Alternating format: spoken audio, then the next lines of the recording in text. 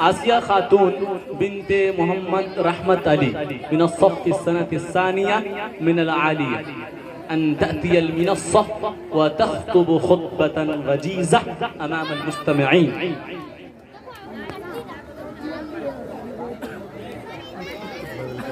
السلام عليكم ورحمة الله وبركاته.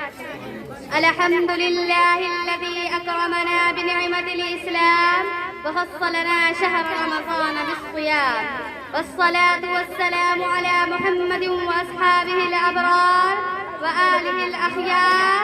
أما بعد، قال رسول الله صلى الله عليه وسلم: فإذا كان صوم أحدكم فلا يرفث ولا يسخب ولا يجهل، فإن شاطمه أحد أو قاتله فليقل إني صائم مرتين.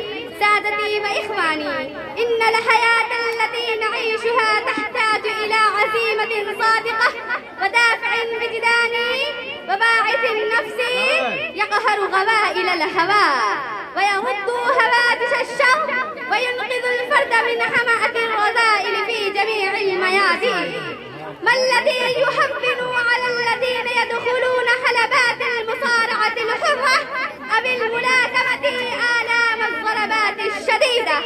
وما الذي يحفل المشقات والصعوبات على الذين يحفرون المنازل ويعرضون أنفسهم لمخاطر قد تكون سببا لهلاكهم؟ والجواب ما يرجونه من الظفر والانتصار والأجر المادي. وكذلك الصائم يتحمل ألم الجوع والعطش رجاء ثواب من الله الوهاب.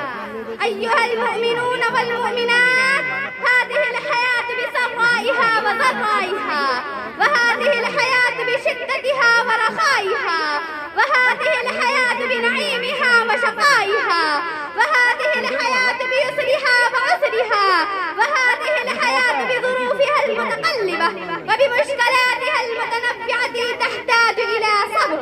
والصوم هو الصبر، والصوم هو درس روحي يتلقاه الصائم طول الشهر تطبيقا عمليا، يقدر النعمة ويرجو الثواب من الله بقيام رمضان وبتلاوة القرآن وبزيادة النوافل وبذكر الله.